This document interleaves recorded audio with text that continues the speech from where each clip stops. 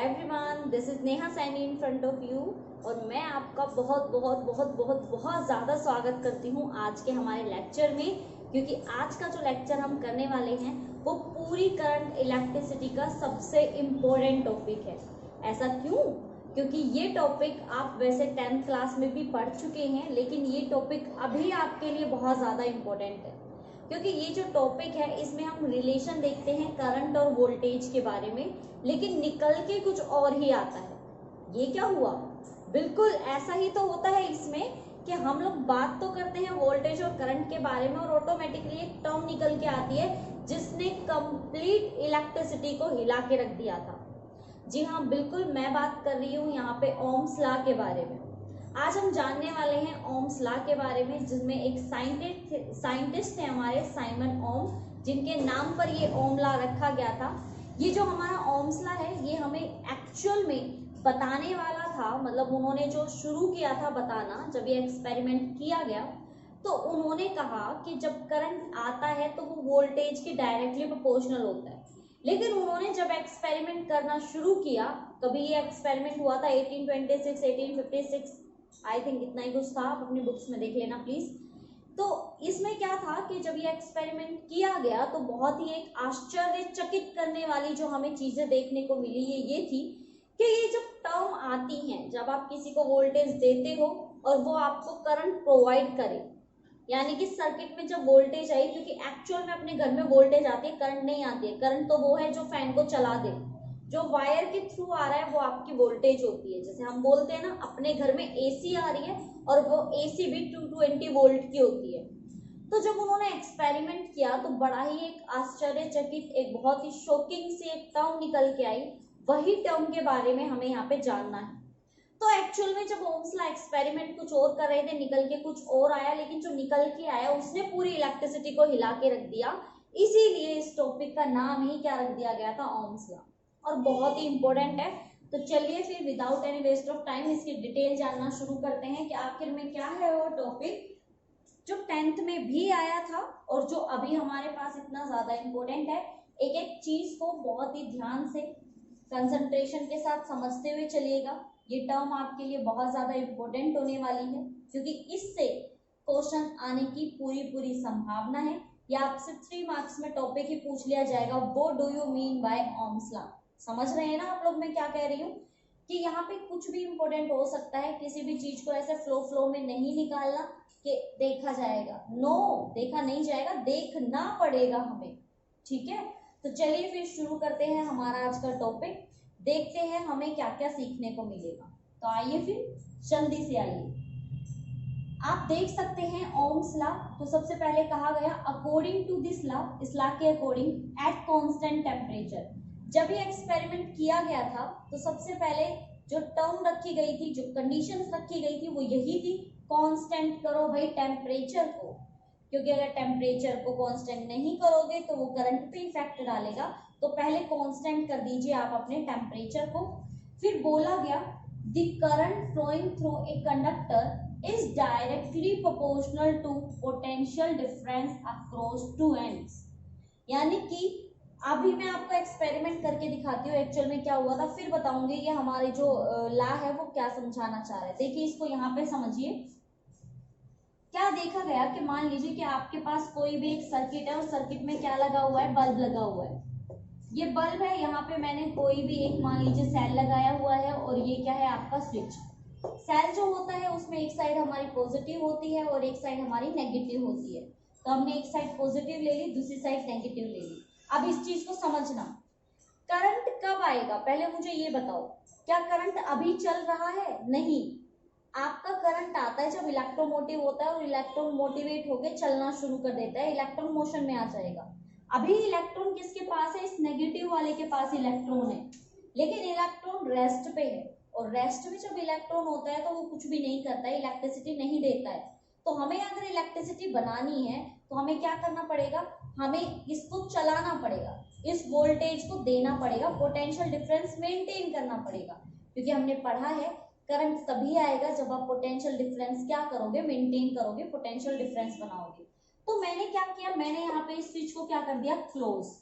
तो जैसे ही मैंने स्विच को क्लोज किया, इस नेगेटिव में से इलेक्ट्रॉन ने फ्लो करना शुरू कर दिया और यहाँ पॉजिटिव में से करंट चलना क्या हो गया, शुरू हो गया। दैट्स मीन सबसे पहले पोटेंशियल आया, क्योंकि हमें यहाँ पे बोला गया है पोटेंशियल डिफरेंस, तो सबसे पहले पोटेंशियल आया। और यहाँ डिफरेंस क्यों बोला है, क्योंकि एक पॉजिटिव है और एक नेगेटिव है, इसलिए हमें क्या बोला गया है, यहाँ पे पोटेंशियल डिफरेंस बोला गया है। तो जैसे ही आपने पोटेंशियल दिया, वोल्टेज दी, आपका क्या आ जाता है, करंट आ जाता है। तो हमें बोला गया कि current flow through a conductor is directly proportional, यानी कि मैथमेटिकली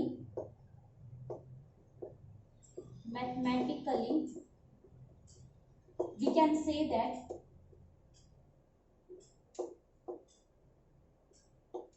क्या कह सकते हैं हम कह सकते हैं कि I is directly proportional to V.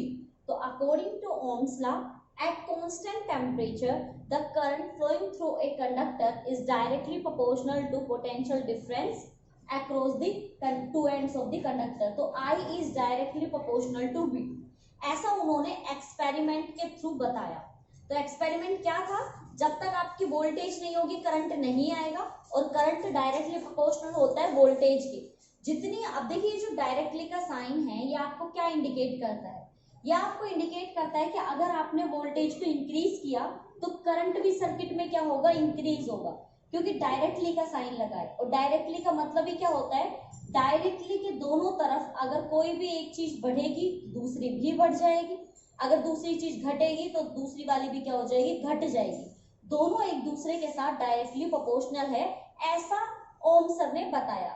लेकिन जैसा कि हम हमेशा करते हैं कि जब डायरेक्टली का साइन आता है तो एक कांस्टेंट आता है, तो उन्होंने देखा कि जब ये डायरेक्टली का साइन हटाया गया तो एक बड़ा ही प्यारा सा कांस्टेंट आया जिसका नाम क्या रखा गया, आर। वेयर, अब आप बताएंगे आर क्या है, where R is proportionality constant known as resistance. इसका नाम रखा गया बहुत ही प्यारा सा, और इसका नाम था बेटा रेजिस्टेंस। अब हम देखेंगे इस रेजिस्टेंस, ये जो रेजिस्टेंस है इसकी वैल्यू किस किस पर डिपेंड है। तो पता लगाया गया the value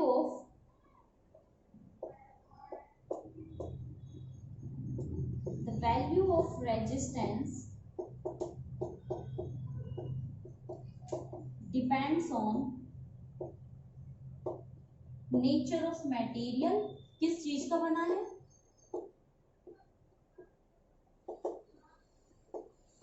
area and length of the conductor.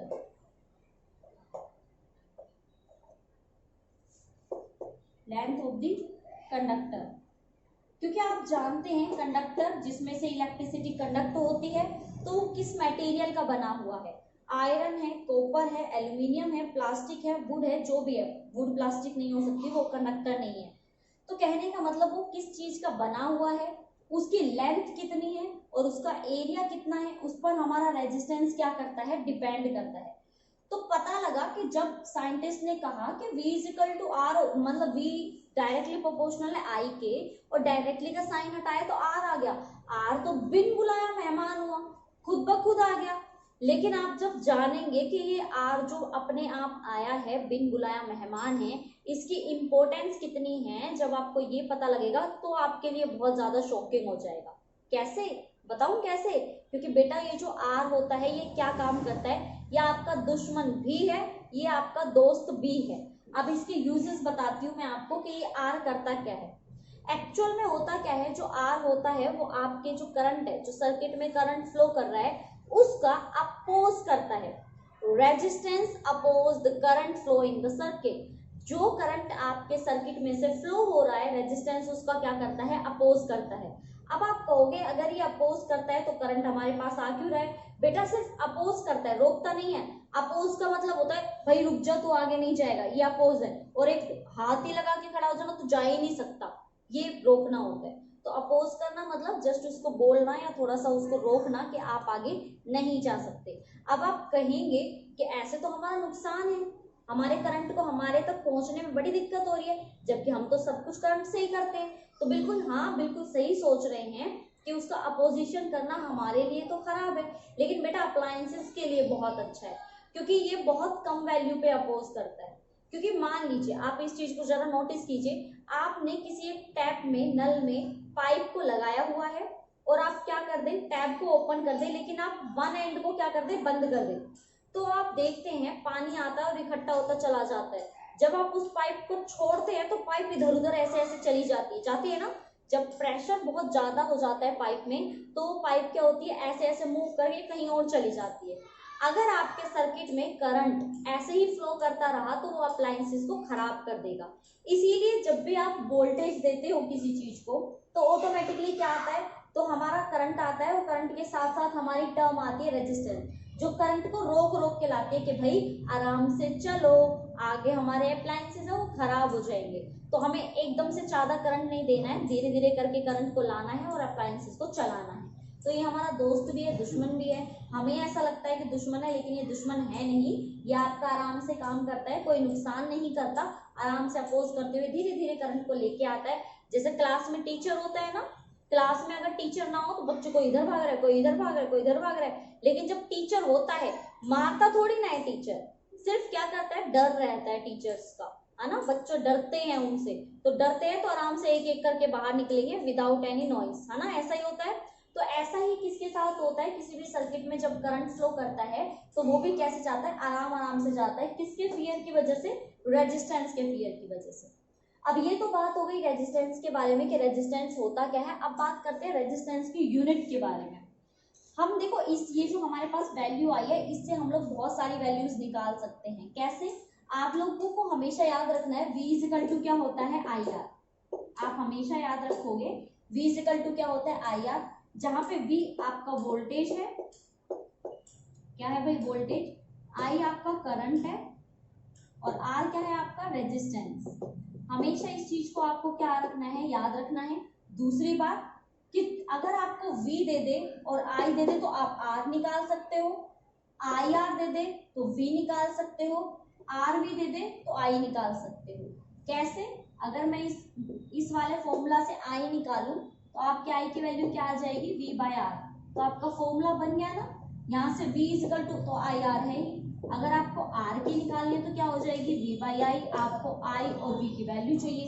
तो कहने का मतलब इस छोटे से फॉर्मूले से आप तीन तीन वैल्यूज निकाल सकते हो। आपको बस किसी भी दो टर्म्स की क्या है, नीड होगी। तो ये चीज समझ में आई कि आप सिर्फ एक छोटे से फॉर्मूले से क्या निकाल सकते हो, वैल्यू निकाल सकते हो।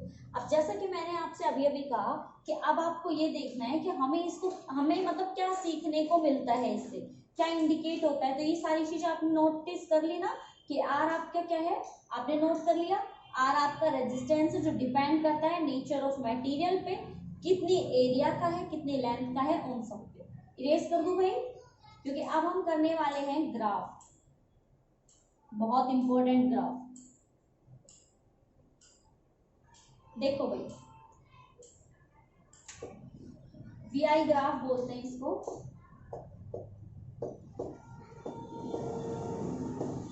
VI ग्राफ का क्या मतलब होता है बच्चों, VI का मतलब होता है वोल्टेज करंट ग्राफ। तो हमें यहाँ पे ग्राफ देखना है वोल्टेज और करंट का। So by the help of equation V, so 1, we can say that if we draw a graph between current and voltage, what we have, क्या मिलेगा हमें। देखो बच्चों, यहाँ पे मान लीजिए कि मैं ओरिजिन ले लेती हूँ इस ग्राफ का, जो कि है हमारा 0। आपकी बुक में दिया हुआ है, सिलेबस में है, इसको ध्यान से देखिए। आपने मान लीजिए यहाँ पे लिया हुआ है 0। अब मैं यहाँ पे वोल्टेज ले लूँ, 1 volt, 2 volt, 3 volt, 4, 5, 6 and 7, same as 1 ampere, 2 ampere, 3 ampere, 4 ampere, 5 ampere and 6 ampere. अब according to equation 1, if we increase the voltage by 1 volt, then the current also increase by the 1 ampere. अगर आप voltage को 1 volt increase कर रहे हो तो current कितने का होगा, क्योंकि जितना ये इंक्रीज होगा डायरेक्टली प्रोपोर्शनल बोलता है उतना करंट इंक्रीज होगा। तो 1 1 कहाँ पे आएगा पॉइंट, यहाँ पे।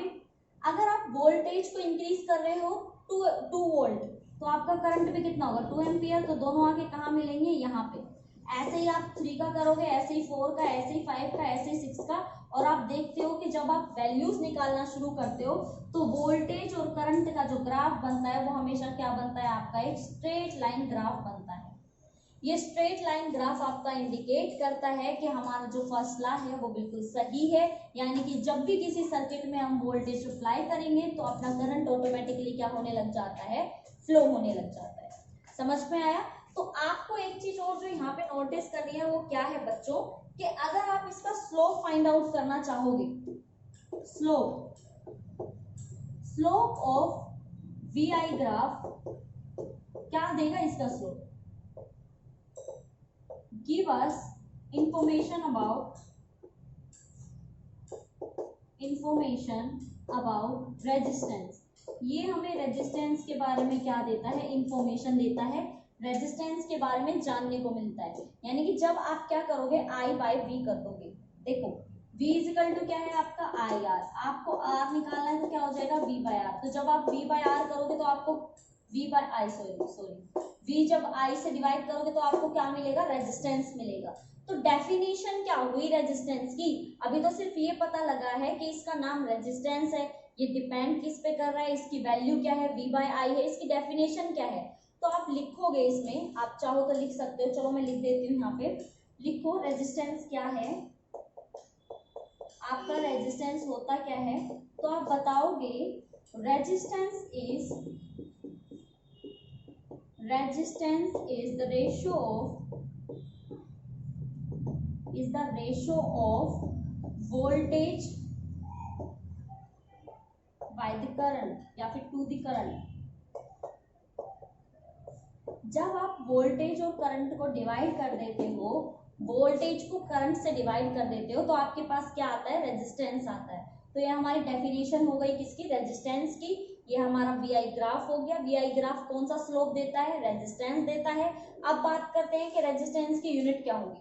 देखिए by the help of this value V is equal to I R, हम देखते हैं R इज इक्वल टू आ गया V बाई आई। तो अगर इसकी आप नॉर्मली बात करो तो इसकी जो यूनिट आएगी वो कितनी आएगी, वोल्ट पर एम्पियर।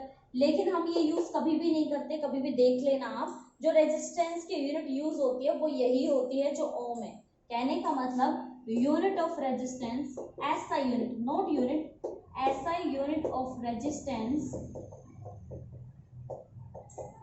इज ओम। ये बेटा हमारी ओम होती है। ओम ही किसकी यूनिट है, रेजिस्टेंस की। जिन्होंने दिया था ना उसी के नाम पे इसकी यूनिट रखी गई थी, जिसको ऐसा यूनिट ऑफ रेजिस्टेंस बोला गया, जो कि ओम होती है। और इसका जो सिंबल होता है वो होता है ये, जैसे कि एम्पियर करंट का होता है लेकिन उसका सिंबल उसका कैपिटल ए होता है, वैसे ही ओम को ओ मत लिखाना, उसका वो सिंबल, उसका सिंबल ये होता है, ये ओम का सिंबल है। जब भी आपको ऐसा लिखा दिखाई दे 2 ओम तो समझ जाना रेजिस्टेंस के बारे में बात की गई है। ये ओम का क्या होता है, साइन, बड़ा ही अजीब सा साइन होता है, कुछ इस तरह का। रियल में ये वाला है भाई, ठीक है।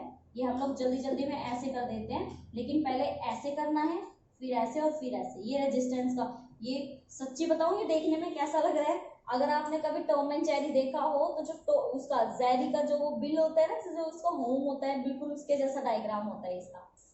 मजाक कर रही हूँ। तो आपको याद करना है ये आपके ओम का क्या रहता है, सिंबल रहता है। ओम का सिंबल गलत मत करके आना कभी। सोचो कि एम्पियर में हमारा ए होता है, वोल्टेज में हमारा बी होता है, कैपिटल करना होता है तो ओ कैपिटल लिख देते हैं, ओम हो जाएगा। नो, ओम का अपना खुद का एक सिंबल होता है, तो वो आप याद रखोगे। अब आप देखोगे पूरे चैप्टर में ओम ओम ओम ओम ही होता रहेगा, तब आपको पता लगेगा कि एक रेजिस्टेंस ने पूरी इलेक्ट्रिसिटी को कैसे हिला के रख दिया।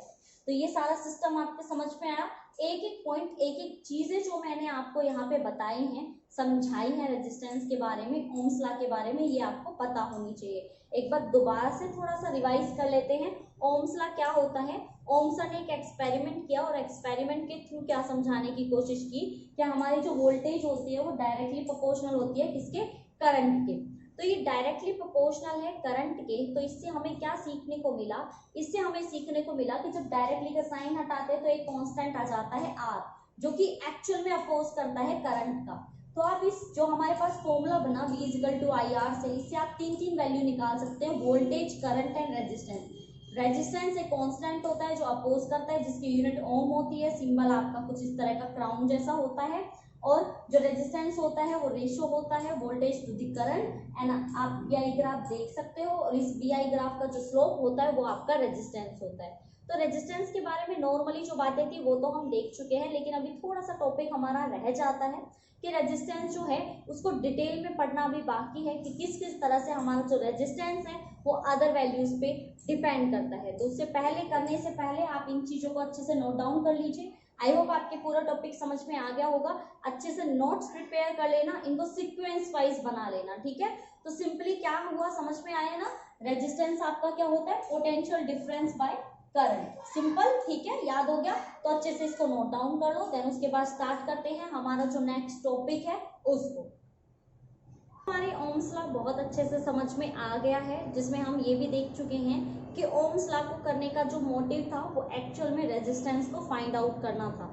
तो जो ये टर्म हमारी रेजिस्टेंस है ये मैं आपको बहुत अच्छे से बता भी चुकी हूँ कि रेजिस्टेंस एक्चुअल में होता क्या है, वो डिफरेंस रेशियो होता है हमारा वोल्टेज टू द करंट का। ये सारी चीजें हम लोग बहुत अच्छे से देख चुके हैं। अब सीखने की बात क्या है कि जो मैंने आपको बताया वो हमारा एक प्रैक्टिकली जो एक्सपेरिमेंटली हमारी जो एक वैल्यू आई थी, जस्ट उससे हमने डिफाइन कर दिया कि रेजिस्टेंस होता क्या है। बट अब हम लोग क्या करने वाले हैं, जो हमारे पास वैल्यू होगी, मतलब कहने का मतलब जो एक्चुअल हमारा जो डेफिनेशन है रेजिस्टेंस के बारे में, उसके बारे में बात करने वाले हैं। अगर मैं आपसे ये कहूँ कि मैंगो जो है वो एक फ्रूट है और ये बहुत मीठा होता है, तो क्या सिर्फ इतना बताना बहुत एनफ है आपके लिए? क्योंकि देखिए फ्रूट तो बाकी भी मीठे ही होते हैं या नहीं? मैं आपसे कहूँ कि मैंगो फ्रूट है और वो मीठा है, तो सिर्फ मैंगो के बारे में इतना बताना एनफ नहीं है, क्योंकि एप्पल भी फ्रूट है और वो भी मीठा होता है। अगर मैं बात करूं ग्रेप्स के बारे में तो वो भी फ्रूट ही है और वो भी मीठा ही होता है। कहने का मतलब हमारे मोस्टली जो हैं हमारे फ्रूट्स वो मीठे ही होते हैं। तो सिर्फ किसी के बारे में आधी अधूरी बातें जानना एनफ नहीं होता है। एनफ क्या, वो जरूरी ही नहीं है जानना, क्योंकि मेन बात जानना ज्यादा जरूरी रहता है। क्योंकि अगर आप यही नहीं जानते कि आपके सामने अगर मैं बहुत सारे फ्रूट्स रख दूं और आप देख के ये ही ना बता पाए कि ये मैंगो है, ये एप्पल है, क्योंकि सिर्फ टेस्ट करके तो सारे ही आपको मीठे लगेंगे, है ना, स्वीट है सारे।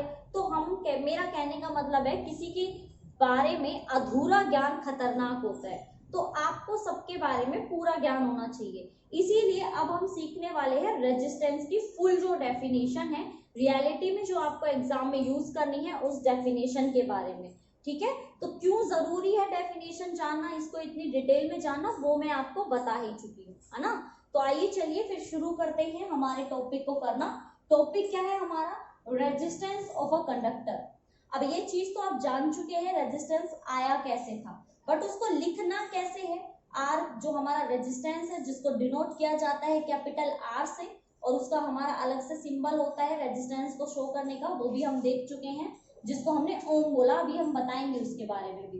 तो देखिए हमारा रेजिस्टेंस ऑफ अ कंडक्टर क्या होता है, दी property of A metallic conductor. Metallic का मतलब होता है जो मेटल वाले कंडक्टर होते हैं, फॉर एग्जाम्पल आयरन हो गया, एल्यूमिनियम हो गया, और हमारा कॉपर हो गया, सिल्वर हो गया, ये जितने भी हमारे मेटल्स हैं उनके बारे में बात की जा रही है, क्योंकि ये जितने भी मेटल्स होते हैं ये इलेक्ट्रिसिटी को कंडक्ट करते हैं। और आप लोग जानते हैं जब तक करंट नहीं आएगा रेजिस्टेंस नहीं आएगा, करंट आते ही रेजिस्टेंस आता है, और सर्किट में अगर करंट नहीं रहेगा तो रेजिस्टेंस आएगा नहीं। तो करंट किस में से फ्लो होता है, करंट फ्लो होता है आपका मेटल्स में से, कंडक्टर्स में से, यानी कि हमने क्या लिया यहाँ मेटेलिक कंडक्टर। तो देखिए the property of metallic conductor due to which, जिसकी वजह से, क्योंकि प्रॉपर्टी होती है कंडक्टर की वो इलेक्ट्रिसिटी को क्या कर सकता है, कंडक्ट, और अगर उसमें से करंट इलेक्ट्रिसिटी कंडक्ट होगी तो रेजिस्टेंस आएगा। तो ये किसी की प्रॉपर्टी होती है by which it oppose the flow of current, जिसमें वो अपोज कर सके, यानी कि उस मेटेलिक कंडक्टर की प्रॉपर्टी कि वो फ्लो होने वाले करंट का क्या कर सके, अपोज कर सके, through it called resistance of a conductor. यानी कि रेजिस्टेंस क्या होता है, जो एक प्रॉपर्टी होती है किसी कंडक्टर की जो फ्लो होने वाले करंट को क्या कर सकता है, अपोज कर सकता है, और उसका नाम क्या है आपका रेजिस्टेंस। अब इसको फाइंड कैसे करना है वो तो आपको पता है, आप लिखेंगे according to Ohm's law, according to Ohm's law, V is equal to IR, and here where R is equal to resistance, ये चीजें आप लिखेंगे और R की वैल्यू आपकी क्या आ जाएगी, V by I। ठीक है, ये आपकी क्या है, रेजिस्टेंस की वैल्यू है। अब आपसे पूछा जाए कि जो रेजिस्टेंस होता है, ये जो रेजिस्टेंस है वो करता क्या है, इसका काम क्या है, तो इट अपोज द करंट। जैसे कि हम लोग कहें कि यूज क्या है इसका, oppose the current, oppose the current in a circuit और in a conductor as you say. ठीक है, जैसा आप कहना चाहे वैसा कह लो। उसके बाद आपका इसका जो यूनिट होती है, यूनिट हमने क्या देखी, यूनिट होती है हमारी ओम, और इस ओम को कैसे बनाया जाता है, कुछ इस तरह से, ये हमारी यूनिट होती है। अब आपको बताती हूँ कि इसका सिंबल भी है।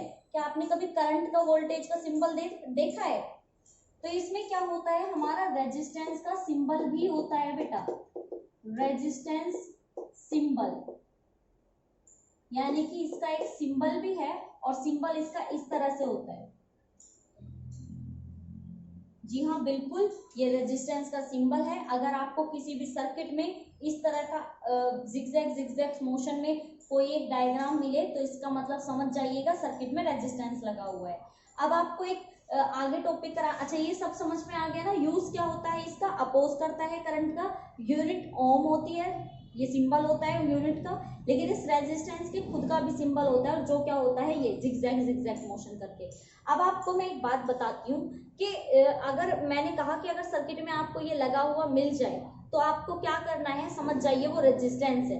अब आपके माइंड में एक बात जरूर आई होगी कि मैंने तो कहा कि सर्किट में रेजिस्टेंस खुद ब खुद आ जाता है, जैसे इसमें से करंट फ्लो करने की कोशिश करेगा खुद ब खुद रेजिस्टेंस आ जाएगा, तो ये बाहर सर्किट में लगे हुए का क्या मतलब है। तो बिल्कुल सही सोच रहे हैं आप, और सही बताने वाली हूं मैं अब कि कई बार क्या होता है, सर्किट में एक्सटर्नल रेजिस्टेंस लगाना पड़ता है ताकि आपका जो सर्किट है वो किसी भी नुकसान से बचा रहे।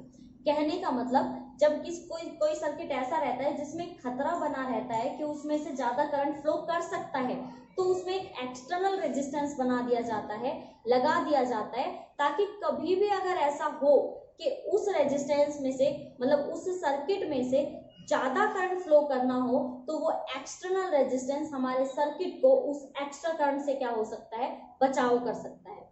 समझ में आई ये चीज? तो सर्किट में कई बार क्या लगे होते हैं, एक्सटर्नल रेजिस्टेंस भी लगे होते हैं जो हमारी हेल्प के लिए लगाए जाते हैं, जो हम खुद लगाते हैं। हम खुद मतलब इंसान खुद लगाता है, सर्किट अपने आप थोड़ी ना अपने अंदर कोई वो लगा लेगा, मतलब कोई भी अपरेटस लगा देगा, हम लगाते हैं उसमें। और ये रेजिस्टेंस क्यों लगाते हैं हम, जस्ट अपने सर्किट को कोई भी एक्सटर्नल या फिर हाई पावर ऑफ करंट से बचाने के लिए। ठीक है, ये चीज समझ में आई?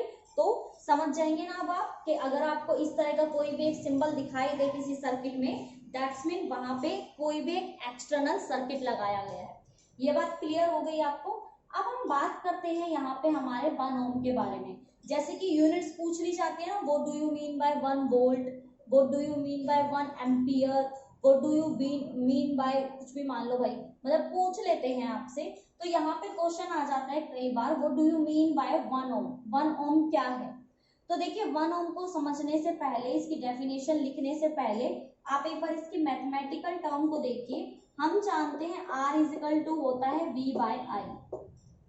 तो जब भी हमें किसी की यूनिट को डिफाइन करना हो और वो यूनिट हमें कुछ इस तरह से करनी हो, जैसे कि 1 ओम, जैसे कि रेजिस्टेंस की है ओम, वोल्टेज की कितनी है वोल्ट, इसकी करंट की कितनी है आपकी एम्पियर, लेकिन आपको बोल दे 1 एम्पियर ही बताओ, तो उस टाइम पे क्या करो, उसके फॉर्मूले को क्या कर दो आप, 1 में डिवाइड कर दो। कैसे?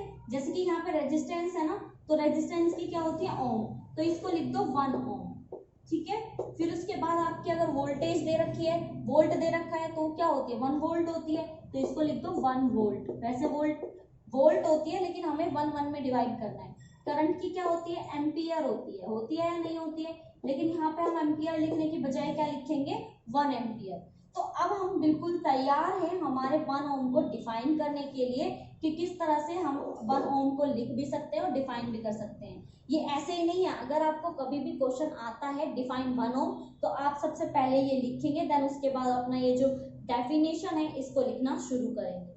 ठीक है, तो आइए चलिए फिर देखते हैं कि हमारी थ्योरेटिकली इसका डेफिनेशन क्या है। The resistance of a conductor is said to be 1 ohm. इसको 1 ओम तब कहा जाएगा if a potential difference of 1 volt, potential difference of 1 volt is applied to ends, मतलब किसी भी एंड पे, किसी भी कंडक्टर के एंड पे जब आप 1 वोल्ट क्या कर देते हो, वोल्टेज अप्लाई कर देते हो, developed A current of 1 ampere. और कितने का, 1 एम्पियर का आपका करंट क्या हो जाए, डेवलप्ड हो जाए। यानी कि 1 वोल्ट देने से जब आपके सर्किट में 1 एम्पियर का करंट आ जाए तो वो आपके इक्वल होता है 1 ओम के, यानी कि हमारा रेजिस्टेंस की वैल्यू के।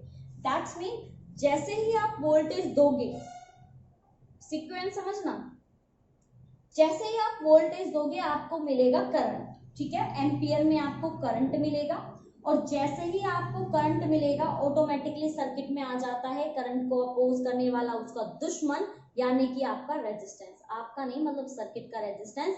कहने का मतलब ये ऑटोमेटिकली अपने आप जनरेट हो जाता है, इसको बनाया नहीं जाता। मतलब सर्किट में जो इंटरनल रेजिस्टेंस है वो हम बनाते नहीं है, वो करंट के साथ साथ वोल्टेज के साथ साथ ही क्या आ जाता है, फ्लो करके आ जाता है और वैल्यू को बिल्कुल क्या कर देता है, चेंज कर देता है। आपको जो सबसे इंपॉर्टेंट बात यहाँ पे नोटिस करनी है वो ये है कि ये सिर्फ अपोज करता है करंट का, कभी आप ये सोचो कि उसको रोक ही लेता है, बिल्कुल एकदम से रोक के नहीं खड़ा होता है कि नहीं तुम सर्किट में जा ही नहीं सकते, तुम्हारा जाना है ही नहीं वगैरह वगैरह, ऐसा नहीं है। वो सिर्फ उसको अपोज करता है और ये बोलता है कि आप अंदर मतलब थोड़ी धीरे धीरे करके आओ। जैसे टीचर्स, जैसे कि मैंने आपको एग्जांपल दिया कि जैसे हम कहीं पे मान लीजिए दर्शन करने जाते हैं ना, हम जब कहीं पे दर्शन करने के लिए जाते हैं मंदिर में, तो अगर वहां पे सिक्योरिटी गार्ड होता है वो सिर्फ अपोज करता है कि भाई एक साथ मत आओ, मतलब एक साथ ग्रुप बना के मत आओ, आप लोग लाइन लगा लो और एक 1 बाय 1 करके आप अंदर आओ, आराम से दर्शन करो और अपने घर जाओ प्रसाद लेके। लेकिन कई बार ऐसा होता है कि अगर कोई भी ना हो तो एकदम से सारे के सारे जो भक्त होते हैं, जो सारे के सारे लोग होते हैं, वो मंदिर में उस जगह पे दर्शन करने के लिए आ जाते हैं। उस समय पे बहुत से नुकसान होते हैं, कोई भी आपके चोरी करने की कोशिश करेगा तो उसको चांसेस ज्यादा रहते हैं भीड़ भाड़ में चोरी करने के, किसी को चोट भी लग सकती है और मतलब कोई भी धक्का मुक्की में कुछ भी हो सकता है। तो कहने का मतलब है कि इसी तरह से जब आपका कोई भी करंट सर्किट में आता है, अपने फैन को देखिए, आपके सर पे फैन लगा हुआ है, आई मीन आपकी हवा देने वाला फैन है, जब सर्किट में करंट फ्लो करता है, अगर एकदम से कर देखिए आपने स्विच ऑन किया, ठीक है, आपने स्विच ऑन किया तो करंट एकदम से जाके धक्का देना चाहिए था फैन के, करता होगा ना ऐसे, एकदम से बहुत सारा करंट जाके फ्लो करता होगा फैन के पास या जो भी अप्लायंसेस आप यूज कर रहे हैं। तो एकदम से जब कोई चीज किसी के ऊपर पड़ती है, गिरती है, तो वो बहुत नुकसान देती है उस टाइम पे। तो उसी नुकसान को बचाने के लिए जैसे भगवान ने सब कुछ सेट करके भेजा है, ऐसे ही उन्होंने सेट करके भेजा कि भाई जब भी वोल्टेज आएगा करंट आएगा, और करंट के आते ही अप्लायंसेस को बचाने के लिए कौन आएगा, रेजिस्टेंस आएगा। तो एक्चुअल में रेजिस्टेंस जो है वो अपोज करता है कि भाई एक एक करके आओ, धीरे धीरे करके आओ चार्जेस, क्योंकि चार्ज की वजह से, इलेक्ट्रॉन की मोशन की वजह से करंट चलता है ना, तो वो बोलता है कि आराम आराम से आओ, धीरे धीरे करके, एकदम से आके टूटो मत, एकदम से आके आओगे तो अप्लायंसेस खराब हो जाएगा। तो वो कोशिश करता है रेजिस्टेंस की करंट धीरे धीरे करके आए। तो इस चीज को आपको समझ के चलना है कि रेजिस्टेंस सिर्फ अपोज करेगा, उसको रोकेगा नहीं। ऐसा नहीं है कि उसके फ्लो को ही रोक देगा कि नहीं भाई तुम जा ही नहीं सकते, तुम्हारा जाना है ही नहीं। तो समझ पा रहे हैं आप लोग, समझ में आया आपके ये पूरा का पूरा टॉपिक? एक बार इसको देख लीजिए, एनालाइज कर लीजिए मैंने क्या किया है। सबसे पहले हमने रेजिस्टेंस के बारे में जाना, जो कि हमने ओम्स लॉ से जाना था। ओम्स लॉ की वजह से ही रेजिस्टेंस आया था, क्योंकि वो रिलेशन बताना चाह रहे थे वोल्टेज का और करंट क्या, और निकल के आ गया कुछ और ही। उनको पता लगा कि कुछ तो है इस सर्किट में, कि कुछ तो इसमें ऐसा होता है कि वोल्टेज के आते ही करंट और करंट के आते ही रेजिस्टेंस आ जाता है। तो उन्होंने बड़ी फोकस से, बहुत आराम से ये सारी की सारी चीजों को फोकस किया, तो उनको पता लगा कि ये तो रेजिस्टेंस था। तो रेजिस्टेंस क्या था, वो सारी चीजें हमने यहाँ पे डिस्कस करने की कोशिश की है। कि आप जो है डेफिनेशन रेजिस्टेंस की इस तरह से दोगे, और मैंने सब जो सारी डिटेल थी वो आपको साइड में भी लिखवा दी है कि इसका जो यूज होता है वो अपोज करंट होता है, यूनिट ओम होती है, सिंबल क्या होता है वो भी बता दिया। इसका जो दूसरी एक यूनिट होती है वो क्या होती है, वोल्ट पर एम्पियर, बट हम इसको बहुत कम यूज करते हैं, लेकिन फिर भी अगर कहीं पे आ जाए तो आपको पता होनी चाहिए कि ओम की अदर यूनिट क्या होती है, तो क्या होती है वोल्ट पर एम्पियर। और इसका जो सिंबल होता है, कई बार क्या होता है सर्किट में तो छोड़ो, आपको क्वेश्चन में कभी ये नहीं देगा कि इतने ओम का है, जस्ट सर्किट में बना देगा ऐसा ऐसा करके और ऊपर लिख देंगे आपका ऐसा। तो आपको खुद से ये चीज नोटिस करनी है, फाइंड आउट करनी है कि एक्चुअल में रेजिस्टेंस की वैल्यू है, क्योंकि ये सिंबल रेजिस्टेंस का है। तो इस सिंबल के ऊपर जब आपको 2 ओम लिखा हुआ है, दैट्स मीन ये आपकी क्या है, रेजिस्टेंस की वैल्यू। ठीक है, देन उसके बाद हमारा जो नेक्स्ट क्वेश्चन आता है वो मैं आपको बता चुकी हूँ, 1 ओम पे आता है कि 1 ओम क्या होता है। तो 1 ओम की जब आप डेफिनेशन दोगे, तो 1 ओम की डेफिनेशन देने से पहले आपको ये जो फॉर्मूला होता है ये देना बहुत ज्यादा जरूरी होता है। अच्छा, एक बात और मैं यहाँ पे आपको इंडिकेट करना चाहूंगी, जो कंसेप्चुअल क्वेश्चन बनता है हमारा, उस कंसेप्चुअल क्वेश्चन पे हम बात करते हैं रिलेशन बिटवीन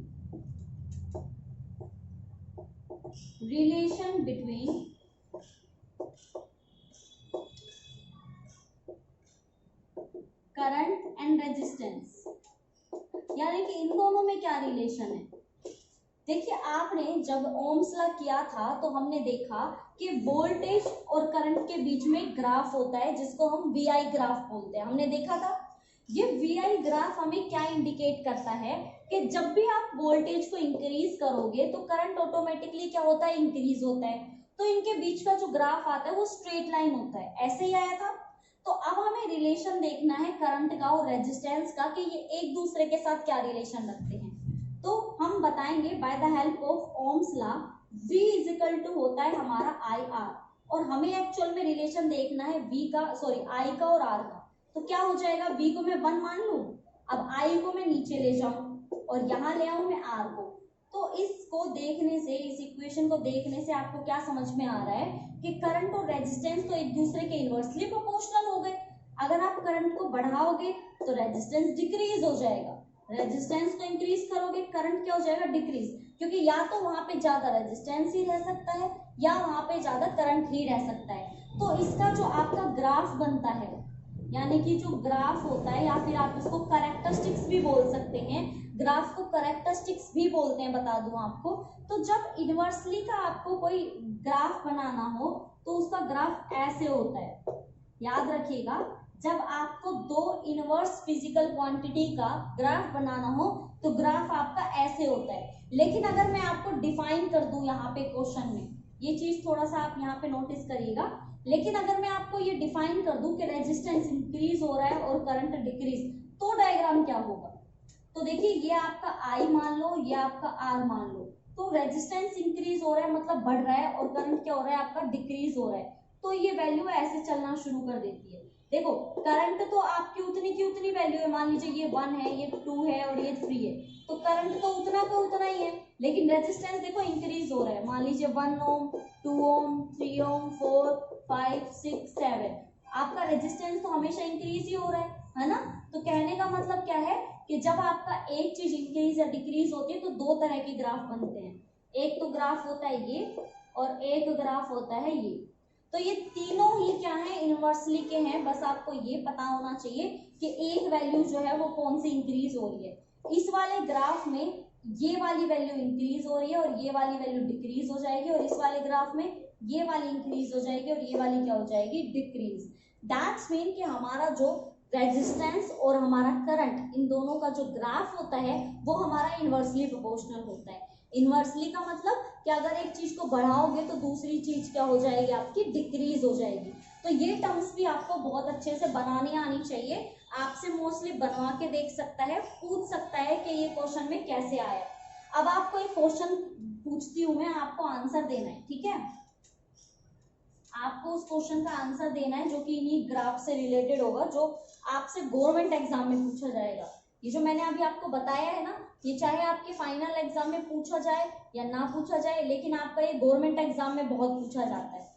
क्वेश्चन देखो ऐसे आएगा, यहाँ पे आपका बना देंगे, मान लो यहाँ पे V लगा देंगे, यहाँ पे I लगा देंगे, ये आपका ओरिजिन है O।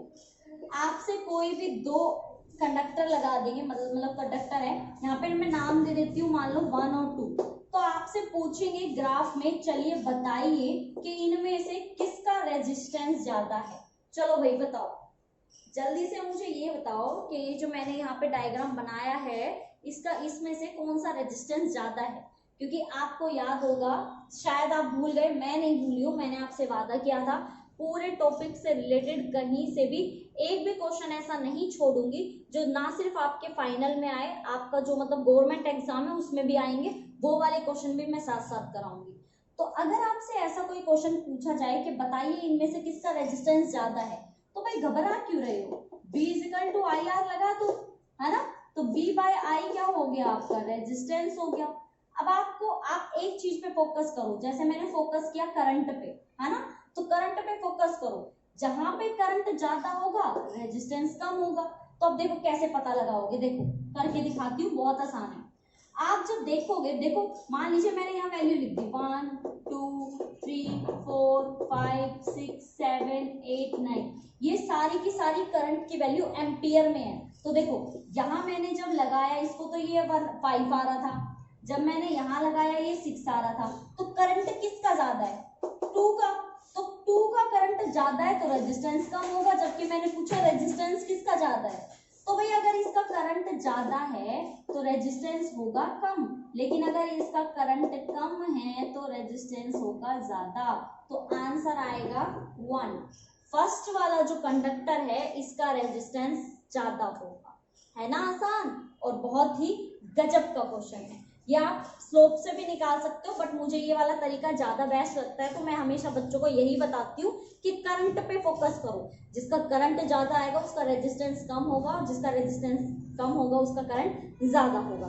तो भाई ये था आपका रेजिस्टेंस से रिलेटेड जो भी पूरा टॉपिक बनता था, जो भी क्वेश्चन थे, चाहे वो कंसेप्चुअल हो चाहे आपका थियोरेटिकल हो, जिस तरह के भी जो भी क्वेश्चन थे, न्यूमेरिकल बेस्ड जो हमारी फॉर्मूला है वो सारा मैं आपको करा चुकी हूँ, इवन यहाँ तक ग्राफ भी मैंने नहीं छोड़े हैं। तो आई होप आपको ये पूरा लेक्चर, पूरी की पूरी वीडियो आपके समझ में आई होगी। तो मैं आपसे होप करती हूँ कि आप सारा ये अच्छे से नोट डाउन कर लोगे। रेजिस्टेंस से रिलेटेड अब आपके माइंड में कोई भी कंफ्यूजन नहीं रह जाएगी, बहुत अच्छे से आप इनको करोगे और नोट डाउन भी करोगे और प्रैक्टिस भी करोगे।